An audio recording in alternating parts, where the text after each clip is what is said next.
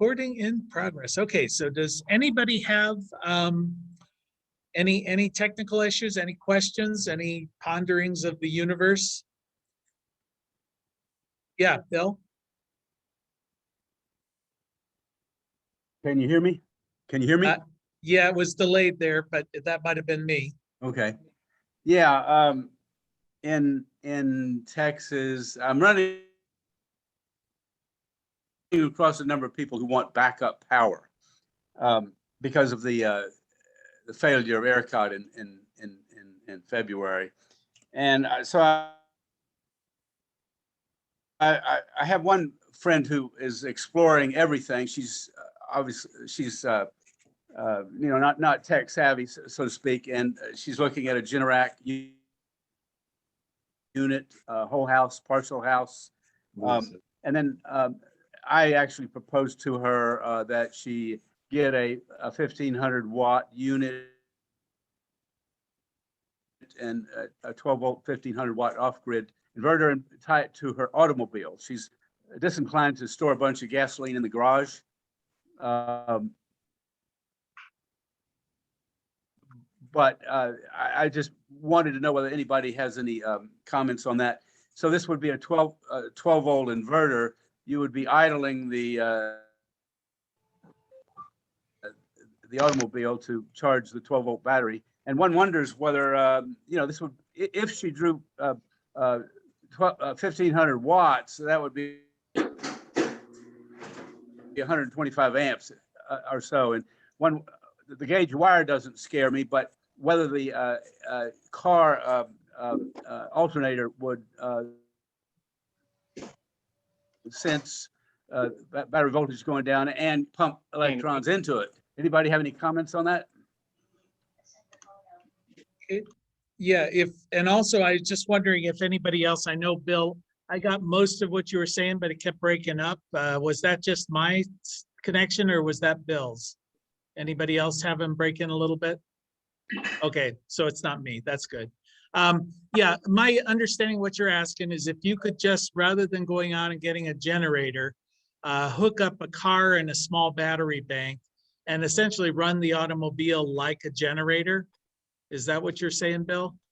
Yeah, where place and a 12 volt inverter onto the car battery. Yeah. And then what? Hook it into the service panel or hook it into just extension cords? No, just run loads with an extension cord. Yeah. A few loads. I think they have systems like that, available. In fact, inverters that you can just simply plug into the old cigarette lighter unit and operate, whether they're big enough to run, the kind of scale that you're talking about would be the only issue. Some of the newer vehicles, like I saw that Chevy or the Ford Lightning, that's basically, they come ready for that. They've got the plugs and you can run it. It seems like it should work just fine. You would think. I've not done it myself, but Bob, you had a comment? You're muted. You're muted, Bob. Standard alternators put out what, 36 to 48 amps? Okay, that's the limit. 12 volts. So you're going to be it's about a 500 watt system, which is very limited. Thank you. It's a very limited. Point. Thank you. Yeah, so that's probably the commercial limitation you're going to find anyway, going down to Harbor Freight or whatever and buying your little unit. But I'm sure that the ones like with the Chevy or the Ford Lightning, I mean, that's an electric vehicle anyway, so that's not going to be an alternator-based system. But they show them running, power equipment and everything off of that unit. They do have those, Jay. I know my car's got a 2012, and it's got a normal 110 plugs in it. Yeah, but do you know its amps limit? How many amps? I think Bob's probably right. It's probably right around whatever the normal limit would be. I've never really tried to use it to any great extent, to be honest. Uh-huh. but I can't imagine it would draw too much. I put power tools on it and charge them, but I'm Yeah, driving on the I road. wonder if you can have an inverter shop install, I'm sorry, a alternator shop install a more industrial grade alternator that puts out more than 50 amps. I'll look into that. yep. Is this for an emergency or is this for planned continuous use? It is for a power outage that could last several days. Okay. You know, we had that in February, Mhm. and I'm sure they'll do much better if we have overloads this summer. But Mhm. yeah, that's what it was for. Okay. Does she have a solar array at her place or no? No, no. No. Yeah, I'm because of thinking- course, the battery, the bimodal battery or inverter system is obviously a good option in that case. Yeah, So, yeah. From what I read on the Ford Lightnings, they're looking at a 20 or 30 amp service in that. okay, yeah. Yeah, well, that makes a lot more sense, so. But that's not a standard, just off the shelf vehicle. That's specifically designed for that. So, all right, any other questions? I did some research on news, and I basically have to say that in the world of solar, there's like no news happening right now. It's everyone's on vacation. A lot of big projects being put in, but nothing that really caught my eye. So I thought I'd jump into the discussion, which was prompted by Chris, I think, last time, who was having trouble with his SolarEdge inverter. And I know Chris, in fact, our class helped install his system. He's in Muskingum County here in Ohio. And we put a system up on top of a big pole barn, and it's a standard SolarEdge system. And he said now he's on his third inverter, that the inverters keep failing on him. And he was asking if anyone else had experienced problems with SolarEdge. And of course, SolarEdge is a major player in the industry, especially in the residential marketplace. I was looking at some of their growth. In 2013, they represented about 4% of the inverter market. By 2015, they were up to 27%. 2017, it was 35%. By 2019, they were 60% of the inverter market. So more systems were SolarEdge than not. And then by 2020, they were down to about 40%. So they had seen a pretty stiff growth, and now they're in decline. And it appears to me anyway, that the reason they're in decline is the very issue that Chris was bringing up about reliability of their product. And I was looking to find out what the reliability issue was. There was an interesting blog from a guy in Australia who installs a lot of systems. And apparently he's in the process of being sued by SolarEdge for talking about the crappy reliability of their systems. So they've decided not to fix the system, but to sue anybody who says anything bad about them. But he installs a lot of systems, it sounds like. He was looking at his experience with Fronius inverters. He said he'd installed about 3,450 Fronius and had 24 of them fail, which was about a 0.7% failure rate. With the N-phase microinverters, he'd installed about 3,100 inverters, had 3 of them fail out of 3,100. So that was like a 0.096%. And with SolarEdge, he had a 27% inverter failure rate. So basically 1 in 4 of his inverters failed, and about a 2.2% failure on the optimizers. He said optimizer failure seemed to be very related to heat. So the hotter the environment, the more likely it was to fail. But he did mention, which might be one of the reasons of their failure issue, because Chris was mentioning about capacitor issues. But SolarEdge apparently does not manufacture their own product. They outsource it to third parties in China, Hungary, and Romania. So that may be that they don't have quality control, happening the way it's supposed to happen. I was looking at discussion forums. There were a bunch of discussion forums in Reddit, those kind of places. People are complaining all over the place. The general consensus is about 1 in 5 to 1 in 4 inverters fail when you put them in.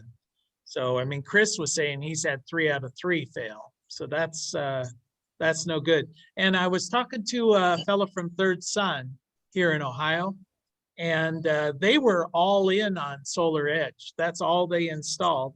And he said they're not installing SolarEdge anymore. They've pretty much gone to N-phase microinverters primarily, away from the SolarEdge, which is interesting. It may be a reliability issue. It may be a comparative economic issue. Yeah, Bob? Yeah, spending half my life into manufacturing of high-tech electronics, I think 80% of it is because of improper process control on manufacturing their PC boards. But if there was a 20% side, what I found was improper grounding of systems and stuff like that. So I don't know what you have as far as grounding is concerned, because if that's not working well, that could take out systems too. Yeah, I don't know. It's over a whole bunch of different installers. I suspect it. If it is an improper grounding, it's something systematic within the system, not people's installation techniques. Well, I'm directing it towards what we're talking about, the 3 failures here. Yeah. Check Yep. your grounding. Well, after doing this research, I know, at least in my world, I would steer away from SolarEdge for the time being, because I mean, you just don't want those kind of hassles. And the other thing they said is there's typically a 3 to 4 to 5 hour wait when you call their customer service lines. Often you'll be told you're 60th in line, for service, and that was another thing that everybody was complaining about. When I was looking at their financial picture, they seem to be suffering. Revenue down about 33% over the year before. Comparing it with Enphase, Enphase seems to be going great gun. So in fact, when I was saying that SolarEdge dropped to 40%, from 60% in 2019 to 40% in 2020, Enphase went from 25% in 2019 to 48% in 2020. So Enphase seems to be picking up where SolarEdge is dropping the ball. Some of that may be that Enphase combiner box that I think is a really nice addition, and especially the addition of battery backup with the Enphase system, so that you can begin to have a AC coupled system with Enphase that wasn't available before. SolarEdge did come out with what they're referring to as their Energy Hub, which is, it looks to me, replacing the StoraEdge product that they used to have. StoraEdge was where you could integrate the battery backup within the inverter. And the Energy Hub adds a connection point for a generator, and it also a EV vehicle charging station is integrated into the inverter. I don't know what a great selling point that is. Maybe other people have other perspectives. I don't quite know why hooking your EV charging station into the inverter is all that. It just limits where you can put your EV charging station, at least, because unless it becomes bi-directional, if they could do that through that inverter, but they're not advertising it as such. So at this point, it's just a 240 volt charging unit, which could in theory be located anywhere within your system. Why it has to hook in. Diana, you had something? It's Mike McCullough. Oh, Mike, you're listed as Diana. Yes, I'm using my wife's computer. Uh-huh. First of all, thanks for the advice that you gave me a couple of weeks ago. It was very useful. We had a system installed by Third Sun in December with a SolarEdge inverter. So what you just talked about is kind of concerning. Do you have any information about how soon these inverters have failed? It was kind of contradictory. SolarEdge says that they fail in the early months. They had some term like infant mortality or some weird thing like that. But the installer in Australia was saying that 2 years on was when he saw most of his problems. And he felt like they were heat related. I know that, if you had it installed by Third Sun, they'll make it right, but it's a pain, because obviously there's a delay in getting systems replaced. So I know they stand behind the warranty of it and will make sure if things fail. But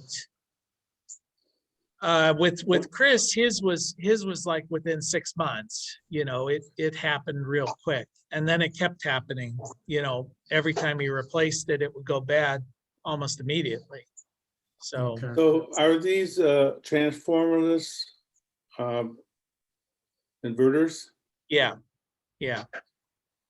Okay. Yeah, they're fixed voltage inverters, because the optimizers set the voltage. So they're rather simplified inverters compared to, a more standardized inverter, because they don't have to have a voltage range. Everything comes in at a set voltage that's controlled by the optimizer. But I don't know. I did see that they were bragging about a different kind of condenser that they're using, or not a condenser, a capacitor. And maybe that's what's led to the recent spate of problems. They transferred over to a new technology that's turned out not to be very reliable, but it's definitely hurting their business. One other thing that I saw was that the price of one of these energy hubs for a 7.6 kW is $2,700 versus $1,700 for their regular one. So it's a little bit pricey to be able to add in the battery. And the other thing that's another problem is the only battery it's compatible with is the LG Resu Prime battery. So you can't just go out and get, any lithium ion battery. It's got to be a very specific battery, which is, an advantage for some of these other systems. I know a couple of you guys, or at least Don, I know has yours is the SolarEdge system. Is that right, Don? Yep, it is. Yeah, and that's pretty much compatible with multiple batteries, right? It is. I've got one system set up with lead acid. I've got one system set up with lithium ion. What was it? From the Alt-E company, whatever their house brand was. Mm-hmm. And Well, both of them seem to work. And I know that there's a new battery. Well, I don't know if it's new, but it's new to me. Battery company called Iguana that's making a lot of inroads out there. That seems to be one people really like. The guy at Third Sun, they had become a Tesla distributor, and pretty much as soon as they got geared up to sell Tesla Powerwalls, they just haven't been able to get them. He said that the Tesla supply chain is just a mess. So the Tesla batteries, the Powerwalls, don't seem to be going the way that they were hoped to. So, and pretty much one in or 40% of all new systems I read in California that are being installed incorporate batteries at this point. So to what Bill was saying, the guys in Texas who had to deal with the power grid going down, they're all installing batteries. The guys in California with the wildfires are installing batteries. Puerto Rico, that's another big solar hub at the moment because of course the hurricane took out most of their grid and they're all installing batteries. So battery technology, if you're going to be installing systems, you better get comfortable with a, with a bimodal system, either DC coupled or AC coupled. So what would you say the requirements for a standard residence would be for how much battery backup you need to install? Yeah, well, that's kind of asking how big a car do you need to drive, I mean, it's going to be a personal preference, but for me, I'm really thinking about going and installing the smallest battery bank I can find, for my Enphase system. And the reason for that is because currently, with the islanding issues, as soon as the grid goes down, you have no power being generated from your array.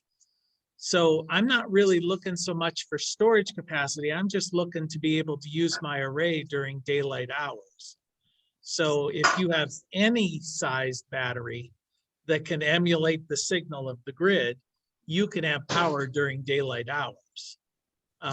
Most power outages are only going to be a very short duration. So if you've got a relatively reliable grid, well, an hour of battery backup is probably enough. But if you're in a situation like Bill was in Texas, where you might have multiple days, then that's going to be a matter of, if you do not want any changes in your behavior, you'll have to size it for like 2 days of autonomy or 3 days of autonomy or whatever. But I'm more concerned if I have an extended power outage. I figure if I can run my power during the day, my food's not going to spoil at night, my freezer's not going to thaw at night, so I can sort of reboost it each day for whatever happened during the night. And I can deal with candles and things like that. So that's kind of my motivation, but that's going to be different for everybody. But to do that, you have to put out 240 volts from your batteries, AC. Yeah.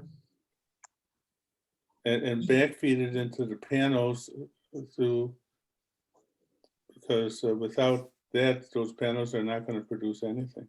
Yeah, and of course, the way that the system works, like with an Enphase system, is there's an auto transformer that's a unit you got to buy, which basically is the disconnect switch from the grid. So as soon as it loses signal from the grid, it's going to disconnect your system from the grid. Then there's a battery bank that connects into your inverter, the secondary inverter, the bimodal one that you're adding. And that battery bank sends a signal through the inverter to your other inverters to say, okay, the grid is still operational. So it doesn't take, many amps. Yeah, you're right. It's going to be a 240 voltage signal, but it might only be a fraction of an amp. That's enough to let those inverters know that the grid is connected, even though it's not, and allow them to continue to bypass the anti-islanding within the microinverter. So that's kind of the main thing. But Enphase has their own little unit, and I'd have to look at it. I don't remember. It's not like I'm buying a tiny little, 2 amp hour battery. It's still going to be like a 1 kW battery, but but I don't need 2 days of autonomy. I just need like an hour of autonomy for my system.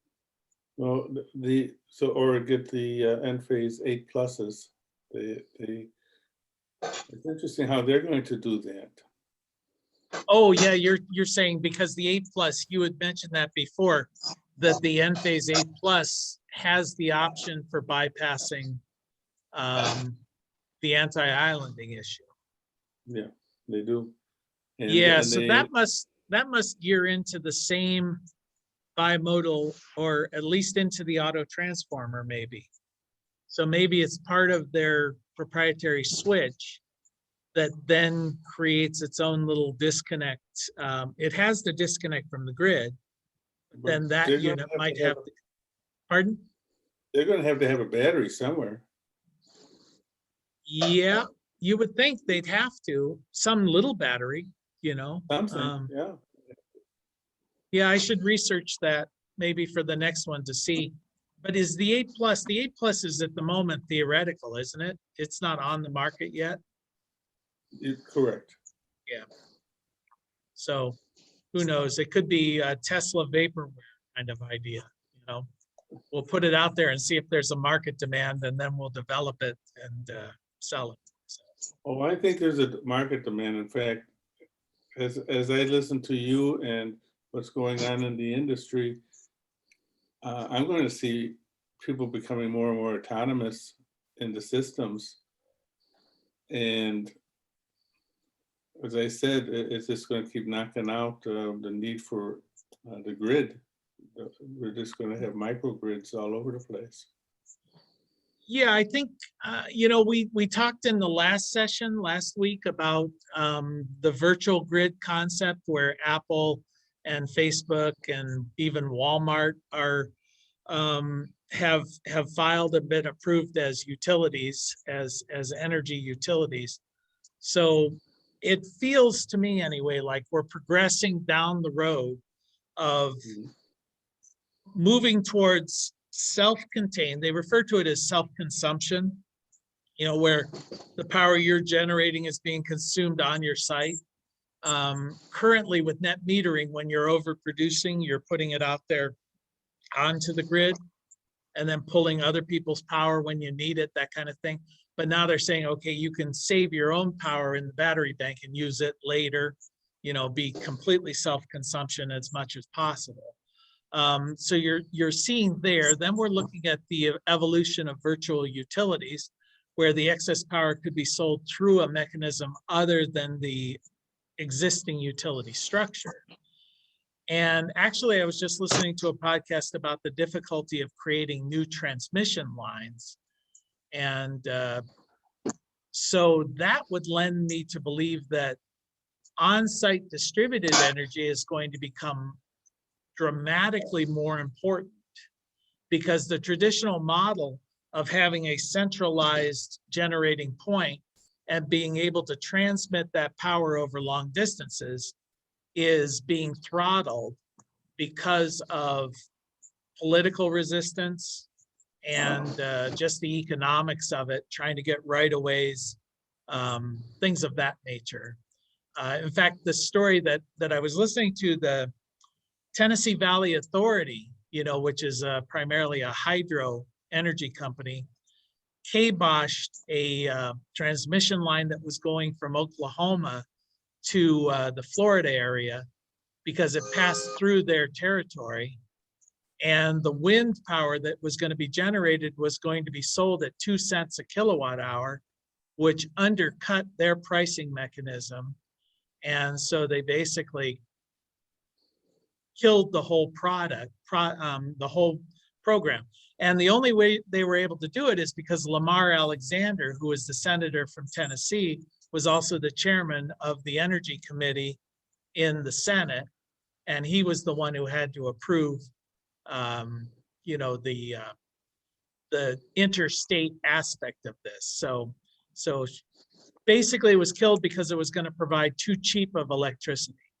So, you know, that's always going to be a problem with these big systems.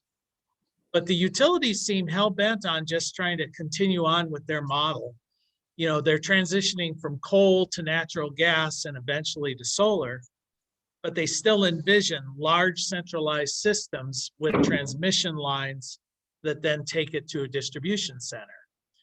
And I just don't see that as, it's a part of the solution, but it's not the solution. I think the distributed end with everybody having smaller systems, that's going to be like death by 10,000 cuts for the utilities. You know, when you start picking away at their model. Any comments on SolarEdge, or? I don't. Anything else that was bothering you in the world of solar? Yeah, Bill, you're on mute, so. Yep. Yeah, I would be very interested in any presentation anyone can give on off-grid usage of inverters by tricking them into thinking that the grid is present. I know that SMA has a battery-less option in which it can power, I think, up to 1,500 watts.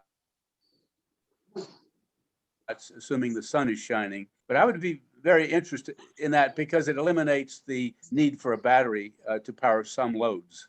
Thanks. Can I ask about that, Jay? I mean, if you didn't have a battery and you're trying to, you know, just make something up, you're running your refrigerator, your TV, and your something else. If you didn't have a battery or something to smooth out the ups and downs, because, you know, I look at the inverter all day and, you know, it's cloudy. All of a sudden we're down to 25% of what we were generating, and it might pop back up. I mean, wouldn't there be a problem with, unless you have excess power for your house at the time? I mean, with it going up and down, a fluctuation of the power, if you didn't have something like a battery running through to kind of smooth it out? Yeah, I think you're exactly right, because obviously the voltage would remain the same, but the amps would go up and down as power was available. I think the one that Bill was referring to, the SMA thing, that was an older thing they used to have, where within the inverter there was a transfer switch, and as soon as it disconnected from the grid, when the grid went down, it then kicked all the power to a single outlet that was at the bottom of the unit. And so it wasn't feeding through the regular to your service panel. You could just hook up an extension cord to this outlet that was on the unit. So as long as the sun was shining, you could run power. And that thing, I think, operated where if it fell below a certain threshold of amps, it was zero. I mean, it just turned off. So you didn't get any kind of fluctuation. You just either had power or you had no power, you know, depending. So that would be all right if you're running, I don't know, say a freezer or something like that.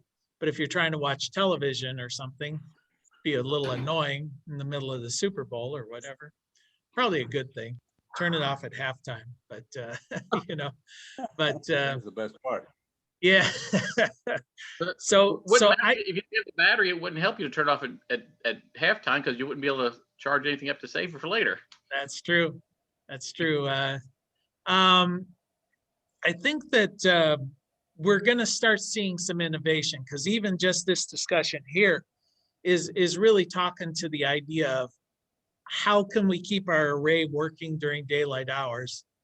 You know, yeah, batteries are nice, but this is an issue, you know, especially when we have an unreliable grid. You would think that somebody would make a third-party product that would work with pretty much anything, you know, but that would require somebody being, you know, turning off the main, because you don't want suddenly the grid to come back on, or the anti-islanding issue to function. So, and they're kind of trying to get away from all of that, where humans can make a mistake and cause the grid to become energized. So all this has to be automated. But yeah, we should keep our eye out for any of these kind of innovations. Still waiting for the bidirectional car charging unit to come out commercially, where you can charge and discharge your electric vehicle and use it as your battery backup. Somebody in chat had just posted, let's see, that DeWine signed a solar and wind bill. Oh, yeah. Yeah, in fact, this is about local authorities. This is sort of a remnant of the bill they were trying to pass, where township trustees could basically kibosh any solar install, utility scale, where they wanted to give the authority to the township trustees to approve or disapprove, because the fossil fuel industry was having trouble stopping it at the statewide issue. So they figured they could have better chance of stopping these things at the township level. So apparently that bill couldn't get any traction, but they've come in with this other law, I guess, that gives them some limited authority. I was just talking to a woman today who works for a utility scale installation company. And apparently what they're doing is going around the state trying to wine and dine and educate township trustees into the wonderful world of solar. So it sounds like that's in reaction to this, no doubt. But we shall see how that all evolves. I've always maintained that solar just needs to buy off more politicians, and then we won't have the access problem that that we seem to have. So it's always about the corruption issue. So anyway, I don't really have anything more to add. Does anybody else have anything for the good of the cause? I had a question, more of a, not an installation, but a more general one for solar. Have you seen anything on these using bismuth for the panels? Bismuth. I Bismuth, don't. BISMUTH. I was reading something the other night. They said that moving to using those in the panels would allow a wider spectrum, so that you could have like indoor solar panels. And I know I bought a keyboard that's got a solar panel on it, a little one to charge it, as opposed to a battery. Or it's got a battery, but as opposed to plugging it in or getting a new battery. Have you seen anything? I guess maybe not for the way you said it. Okay. No, yeah, no, I haven't seen any of that, although it makes sense under low light levels. We should be able to harvest. I could see that for a lot of electronic devices, like laptops, yeah, mobile phones, things like that, because although what we're finding, and I've run into this when I test indoors, when you've got very energy efficient lighting, is it doesn't give off a lot of power. It's not wasted. Like it's efficient, Jay. It's efficient. I know. It's but it used to be, if you had the old incandescent lights, you could take a meter and get significant readings. Now with all of these energy efficient light bulbs and the LEDs, you get 1 or 2 or 3 watts of power, in a well-lit room. The lights I've got down at the farm are 10 watts each, I think. So if you have a room with 15 of them, it's a 1.5 watt bulb. Yeah, that's amazing. It's amazing. Yep. All right. Anybody else? Yeah, I do have a question about a potential installation. So my roommate's dad recently reached out to me and asked about maybe installing solar on their house in Connecticut. And I'm still details, but I just want to see what kind of risk I'd be assuming, since I'm not a business and just a friend. Like, I know they wouldn't care if something went wrong, but I just want to see about like voiding any manufacturer's warranties and any other issues you can foresee with doing an installation for a friend.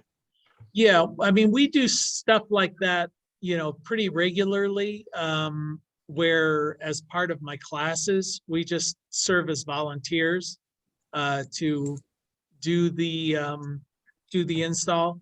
We typically, when we do it, ask the homeowner to take out like a 1-day rider on their insurance in case somebody gets hurt.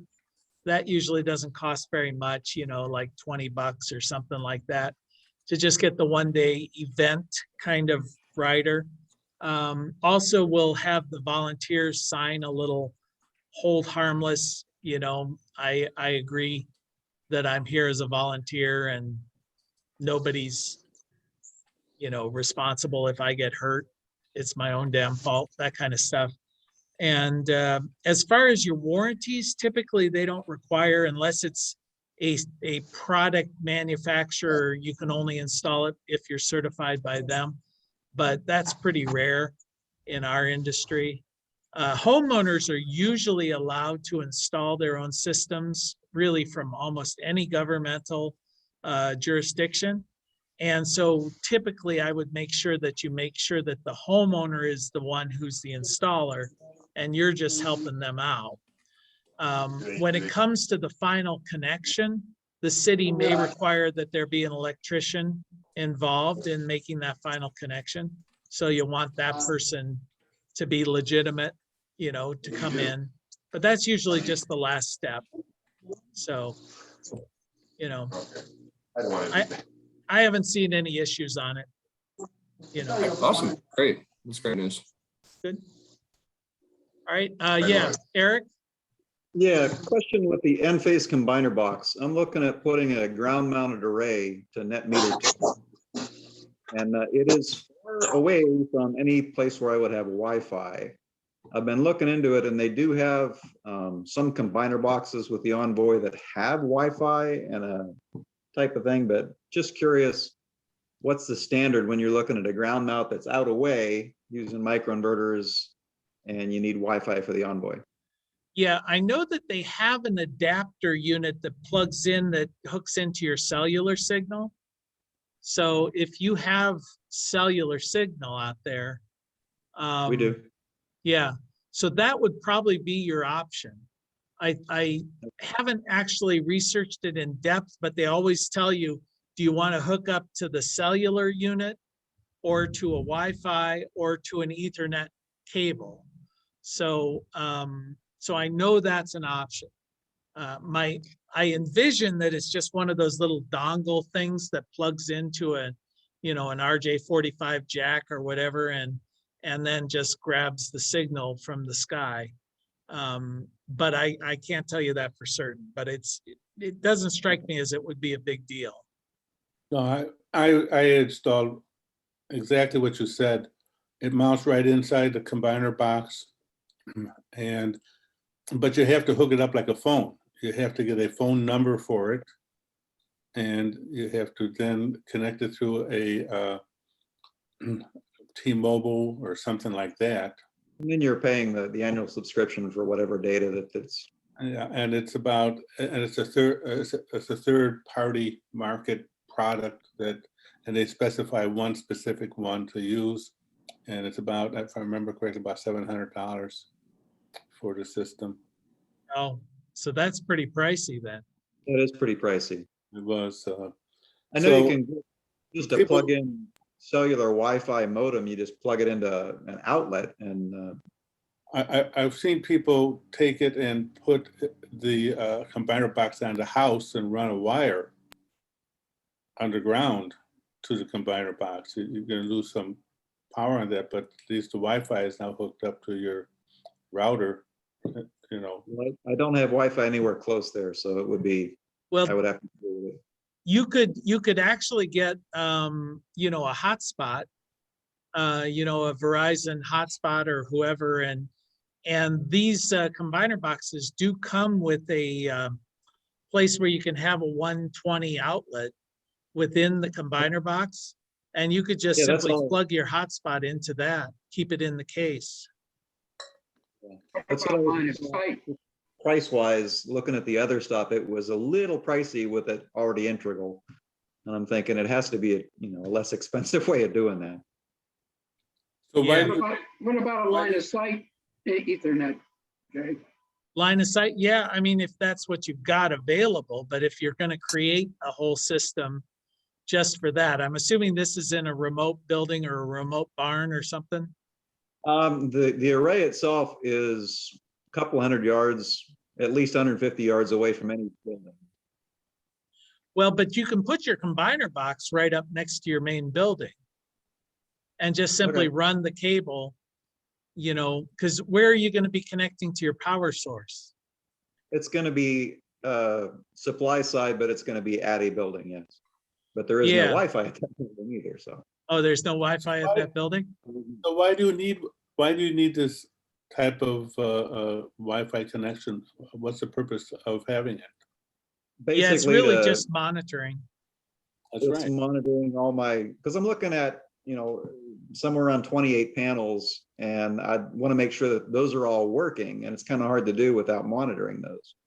Well, what you could do, because when you go to install it, you can just simply use your cell phone and log into your, it creates like it's a hotspot address, you know, your box, and you can just monitor it periodically by going out within range and Nice. pulling it up on your phone. I did think about that, but then I kind of forgot that I thought about that. But yeah, if it's just an intermittent thing, just to go check things with a smartphone, yeah, okay. But Jay, I've done that at one system, and I was curious if when I did it there, I only get like the current reading. It doesn't, you know, it won't tell me what it's been doing for the last 3 weeks. If I just show up there, it just seems to tell me, okay, we're running, we're making this much power. Is there a way? Are you saying that there's a way around that, or is that what you're saying? Just it'll give you a current reading when you show up. I don't know. With the Envoy being there, their production meters as well, and that would be keeping track of that. I would think it wouldn't be pull up the website and look and see what we're, you know, how much we made over time, because it's not obviously reporting. But those ammeters should be recording. I mean, I put a $17 ammeter on the array where I work, and it just keeps track ongoing. Well, the kind I was talking about with the SolarEdge, I think that they upload their information on a current time basis to a website. Right. They don't have it, you know, the information is not retained in the inverter itself, or if it is, it doesn't come up on the end phase does keep track from day to day and has a memory in there, because I lost one box and I brought it up after a month and the data was still there. Yeah. Okay. I think, and for mine, the data is in the inverter itself, but it won't show up in the handheld or the interactive internet one. Yeah. I just need to basically keep track and make sure all my inverters are working properly. Yeah, that's the main thing. So you can check that periodically just to see, but obviously if you could have ongoing reporting, that's better. But if it costs you an extra $1,000 to have it, I would be happy just to know periodically it was working, you know? Yeah, I could put up a cellular Wi-Fi for about $40 a month just to keep track of it. So it's going to be that or the periodic. Yeah. David, did you have a comment you had mentioned before? Yeah, I was just gonna, say, I travel a lot, so all of my internet is through, I've got 2 cell phones and they each have a hotspot contract on it. And I find it's actually cheaper for me or about the same price to get all my internet through that. So I'm talking to you through my computer into my cell phone and out. Yeah. But I was thinking in your case, you just want to low, because you're paying data traffic, you're not paying time on a cell phone. You only want a very low data usage.